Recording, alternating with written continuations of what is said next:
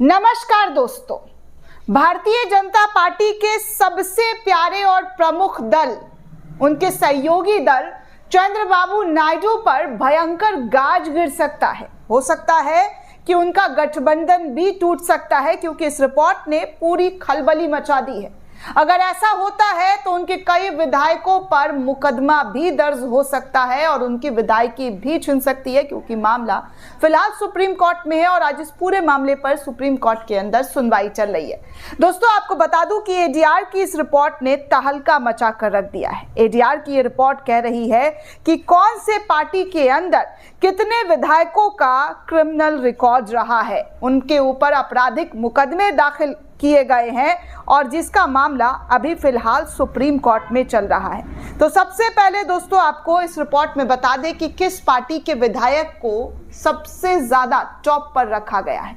कहा जा रहा है दोस्तों कि 45% जो विधायक हैं, जी हाँ, रिपोर्ट ये कहती है एडीआर की कि देश के करीब 45% जो विधायक हैं उन पर क्रिमिनल केसेस चल रहे हैं।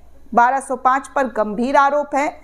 सबसे ज्यादा अगर बात की जाए तो आंध्र प्रदेश के सीएम चंद्रबाबू नायडू के शासन में सबसे ज्यादा जो है एमएलए दागी हैं। सत्ता पक्ष और विपक्ष का मिलाकर मैं बात कर रही हूँ। ये रिपोर्ट कहती है दोस्तों कि किस तरीके से तमाम नेताओं और दलों में जो लोग चुनाव जीत कर आए हैं उनके क्रिमिनल केसेस और रिकॉर्ड्स किस कदर सर चढ़कर बोल रहे हैं। दरअसल दोस्तों, चुनाव सुधार पर काम करने वाले NGO association of democratic reforms यानी कि एडीआर की रिपोर्ट में एक बड़ा खुलासा सामने आया है, जहां पर देश के 45% विधायक पर आपराधिक मामले दर्ज हैं। एडीआर ने देश के 28 राज्यों और विधानसभा वाले 3 केंद्र शासित राज्यों के कुल 4123 विधायकों में से 4092 के चुनावी हलफनामों का एनालिसिस किया है। आंध्र प्रदेश के सबसे ज्यादा 174 में से 138 यानी कि 69% विधायकों ने, जबकि सिक्किम में सबसे कम 32 में से सिर्फ एक विधायक के ऊपर आपराधिक मामले दर्ज किए गए हैं, घोषित किए हैं। तेलुगु देशम पार्टी जो बीजेपी की फिलहाल सहयोगी पार्टी है, इसमें सबसे ज्यादा 134 विधायकों में से 115 विधायकों पर आपराधिक मामले दर्ज हैं। ये रिपोर्ट कहती है कि तेलुगु देशम पार्टी यानी कि नायडू की पार्टी के 134 विधायकों में से 115 विधायकों के ऊपर आपराधिक मामले हैं। रिपोर्ट से पता चला है कि 1861 विधायकों ने अपने खिलाफ आपराधिक मामले दर्ज होने की घोषणा की है। इसमें 1205 पर हत्या की कोशिश, किडनैपिंग और महिलाओं के खिलाफ गंभीर अपराध जैसे आरोप लगे हैं। 24 विधायकों के हलफनामे का एनालिसिस खराब स्कैनिंग की वजह से किया गया है, जबकि विधानसभा में 7 सीटें अभी खाली है। तो सबसे टॉप राज्य जो 10 है उसका मैं आपको ये आंकड़ा दिखाना चाहूंगी कि कौन सबसे टॉप 10 राज्य में विधायक है जिन पर आपराधिक मामले दर्ज है। तो सबसे बात की जाए दोस्तों, तो आंध्र प्रदेश में 2024 में नायडू की सरकार बनी। यहाँ पर विधायकों का एनालिसिस किया तो 174 विधायकों में से 138 विधायकों पर केस दर्ज किया गया है। केरल की बात की जाए तो 2021 में केरला में चुनाव हुआ था और यहाँ पर 134 विधायक है, जिनमें 93 विधायकों पर मुकदमा दर्ज है। तेलंगाना की बात की जाए तो 2023 में यहाँ पर तेलंगाना के अंदर सरकार बनी थी और इस राज्य में 119 विधायक है, जिनमें 82 विधायकों पर मुकदमा दर्ज किया गया है। बिहार की बात की जाए तो बिहार में 2020 में चुनाव हुआ था, जहां पर 241 विधायक हैं, जिनमें 158 विधायकों पर मुकदमा दर्ज किया गया है।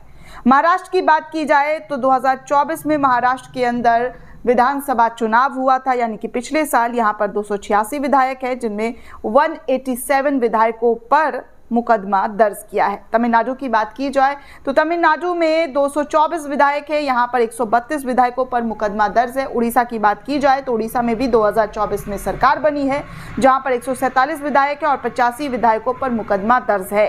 कर्नाटक की बात की जाए तो कर्नाटक में 2023 में सरकार बनी थी, कांग्रेस की सरकार आई है। यहाँ पर 223 विधायक है और इन 223 विधायकों में से 122 विधायकों पर मुकदमा दर्ज है। झारखंड में 2024 में सरकार बनी थी और यहाँ पर 80 विधायक में से 43 विधायकों पर मुकदमा दर्ज किया गया। उत्तर प्रदेश की बात की जाए तो यहाँ पर 403 विधायक है, जिनमें 200 विधायकों पर आपराधिक मामले दर्ज है। दोस्तों, रिपोर्ट के अनुसार 54 विधायकों पर भारतीय दंड संहिता आईपीसी की धारा 302 के तहत हत्या के आरोप, वहीं 226 यानी कि आईपीसी की धारा 307 और भारतीय न्याय संहिता बीएनएस की धारा 109 के तहत हत्या की कोशिश के आरोप है। इसके अलावा 127 विधायकों पर महिलाओं के खिलाफ अपराधों के मामले दर्ज है। इनमें 13 पर आईपीसी की धारा 376 और 376 2NA के तहत बलात्कार का आरोप है। धारा 376 2N एक ही पीड़ित को बार बार यौन उत्पीड़न से मामला संबंधित है।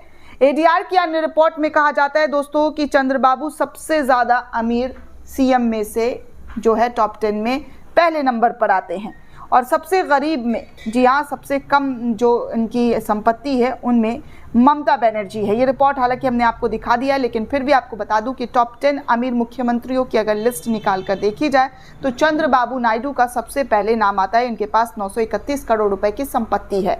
वहीं पेमा खांडू अरुणाचल प्रदेश के मुख्यमंत्री की बात की जाए तो इनके पास 332 करोड़ रुपए संबंधित जो इनके पास प्रॉपर्टी है वो है। सिद्धरामैया कर्नाटक के सीएम है, इनके पास 91 करोड़ रुपए जो है अचल चल संपत्ति है। नेफ्यू रियो जो नागालैंड के सीएम हैं, उनके पास 46 करोड़ रुपए की संपत्ति है। मोहन यादव जो मध्य प्रदेश के सीएम बने हैं, उनके पास 42 करोड़ रुपए की संपत्ति है। एन रंगास्वामी पुडुचेरी के जो सीएम हैं, उनके पास 38 करोड़ रुपए की संपत्ति है। रेवंत रेड्डी जो तेलंगाना के सीएम हैं, उनके पास 30 करोड़ की संपत्ति है। हेमंत सोरेन जो झारखंड के सीएम हैं, उनके पास 25 करोड़ रुपए की संपत्ति है। हेमंत बिस्वा शर्मा जो असम के सीएम हैं, इनके पास 17 करोड़ रुपए, माफ कीजिए 17 करोड़ रुपए की संपत्ति है। और कोनराड संगमा जो मेघालय के सीएम है, इनके पास 14 करोड़ रुपए की संपत्ति है। तो यहाँ तक कि आपके पास, जी हाँ दोस्तों, आपको बता दूं कि इन तमाम टॉप 10 मुख्यमंत्रियों का लिस्ट भी आपके सामने रख दिया है। और सबसे ज़्यादा 2023 से 24 में पार्टियों को सबसे जो ज़्यादा चंदा मिला है वो किस पार्टी का, वो भी एडीआर रिपोर्ट में खुलासा है कि बीजेपी को सबसे ज़्यादा चंदा मिला है दोस्तों, 43,400.47 करोड़ रुपए भाजपा को, उसके बाद कांग्रेस को, सीपीआईएम को, बीएसपी, आप और एनपीपी, इन तमाम लोगों को एडीआर रिपोर्ट में बताया गया है कि चंदा मिला है। तो ऐसे में आप देख सकते हैं कि किस तरीके से नायडू के विधायकों पर इस वक्त बहुत बड़ी तलवार जो है वो लटकी हुई है। जो अगर मान लीजिए कोर्ट में फैसला किसी भी प्रकार से आता है और फैसला नायडू के खिलाफ नहीं होता है, तो ऐसे में नायडू पर बहुत बड़ा खतरा जो है उनकी पार्टी पर मंडराता हुआ दिखाई दे रहा है। दोस्तों, इस पूरे रिपोर्ट को लेकर आप क्या सोचते हैं, आपकी क्या प्रतिक्रिया है, हमें कमेंट करके ज़रूर बताइएगा। साथ ही साथ चैनल को ज़्यादा से ज़्यादा लाइक, शेयर और सब्सक्राइब करना बिल्कुल भी ना भूलें। धन्यवाद दोस्तों।